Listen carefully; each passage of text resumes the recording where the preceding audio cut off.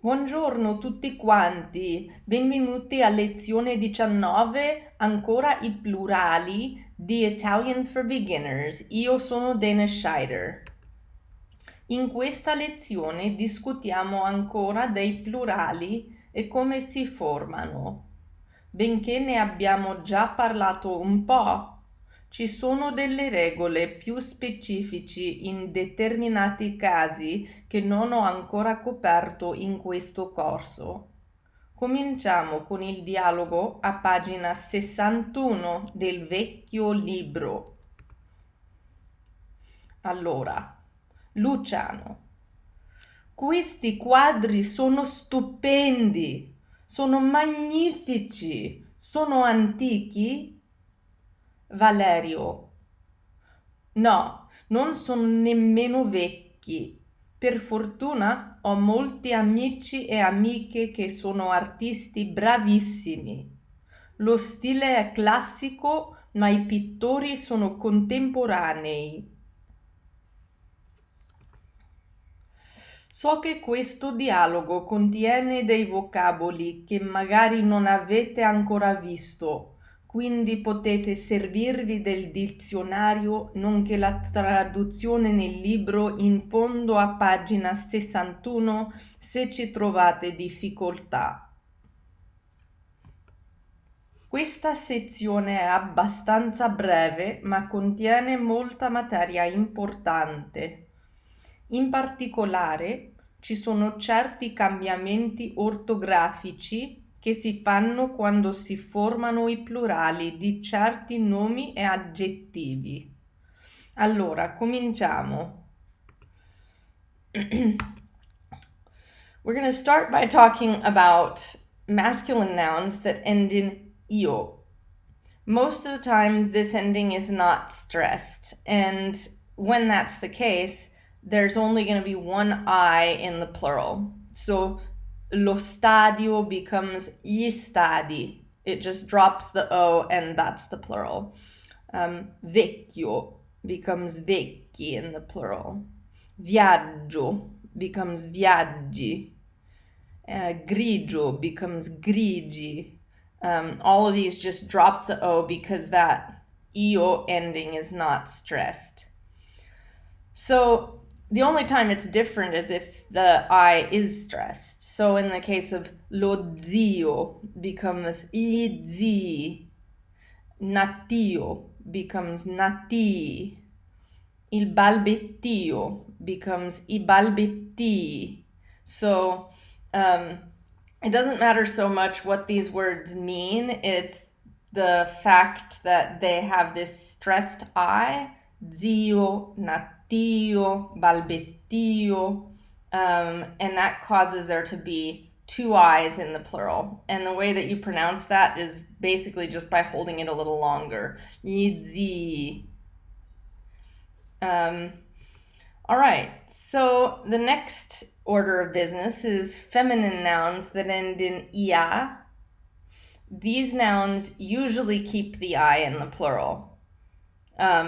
La figlia, for example, becomes le figlie with the I. Vecchia becomes vecchie. However, if the noun ends in cha, ja, or scia, then the I is usually dropped because it's not really needed for spelling reasons or for pronunciation reasons. So l'arancia becomes le arance without an I because CE is pronounced che, and that's how the word is meant to be pronounced. Arancia, le arance. Grigia, in the same way, becomes grige and drops the I. And then la coscia becomes le cosce and drops the I. Again, I'm not focusing so much on the meanings of words in this section. It has more to do with how they're pronounced. So if the I is stressed, then it stays. So la farmacia becomes le farmacie. La bugia becomes le bugie. and la scia becomes le scie.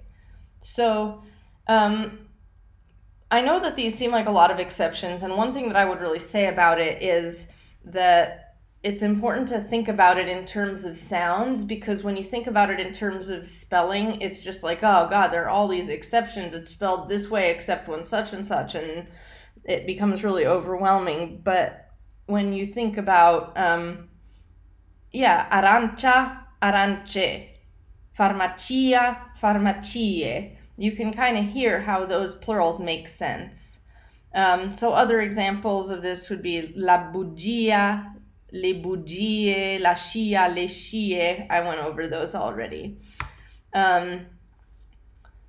So we have another class of nouns here. Nouns and adjectives that end in ka, ga, or go. And we've already discussed this in a previous lesson. Add an H in the plural so that hard C or G sound stays. Amica becomes amiche. Larga becomes larghe. Il dialogo becomes I dialoghi. Again, when you think about this in terms of sound, it makes a lot more sense. So if you think of it in terms of amica, okay, that's going to be amiche. How do I spell amiche? Rather than, how am I going to change the spelling to make this a plural? You're going to have an easier time. So there's one more class of noun that I wanted to discuss, and that's masculine nouns that end in ko. And this goes for adjectives too, just like the rest of this. There are a couple rules here, and then there are 3 exceptions that I'll discuss on the next slide. 3 is a small number of exceptions for foreign language stuff, so be glad. So, if the stress of a masculine noun ending on ko is on the syllable right before the ending, then the plural ends in chi. Il sacco, I sacchi.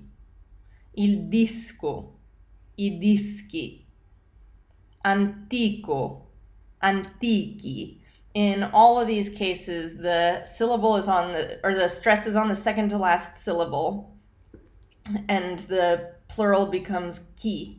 Sacco, sacchi, disco, dischi, antico, antichi.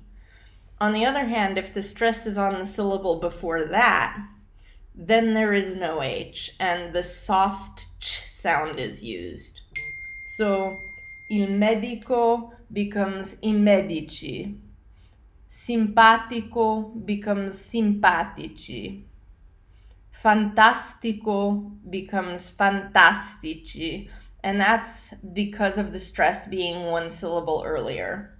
Medico, medici. There's not especially logic to this, the way that there has been to a couple of the other rules that we've discussed.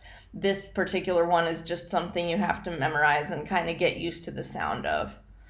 So now let's talk about the exceptions to this. There are 3 and only 3 exceptions to the rules about masculine nouns ending in ko. Amico is one of them. So instead of amici, which would be the plural according to the rules, the plural of amico is amici. And it's the same with nemico, which is enemy. Il nemico becomes I nemici. Finally, greco becomes greci. And that's both a noun and an adjective that means Greek. So those are the only exceptions that you need to be aware of on those. Amico is obviously really common. Nemico less so. Greco a little less so. But these are all nouns that you'll want to know. All right, and that covers it for this lesson. So let's talk about the homework and the next lesson. So the first order of business on the homework is going to be the esercizi on page 62. After the esercizi, there's the piccolo ripasso on pages 62 and 63. That covers all of capitolo 2. And then I suggest that you also read Invito alla lettura, pagina 64. I think it's about Sicily. Yes, it's about Sicily. So just kind of read through that, get as far as you can, and try to get used to it. One thing about learning a foreign language is that you're not going to get very far if you don't push yourself beyond your comfort zone. If you don't try to listen and read things that you don't understand, then you won't get to a point of understanding them. So I know some of these texts can be a little bit daunting, but yeah, just try and give them a read, because you're never going to get to the point where they make sense if you don't try. So yeah, these are in the old book. We'll be using this for the rest of capitolo 2. There's only going to be one more video, and that video is going to be about vocabulary and pronunciation. So we're pretty much done with capitolo 2, and then for capitolo 3, we will move on to the next book. I hope you found this video helpful. Hope you found the course as a whole helpful. And if you want to make sure that you don't miss the next video, please subscribe to my channel and you will be notified when the next one comes out. As usual, questions should go in the comments. Corrections from native Italian speakers are always welcome, and those can go in the comments as well. And yeah, subscribe to my channel, and I will talk to you in the next video. Thanks for watching.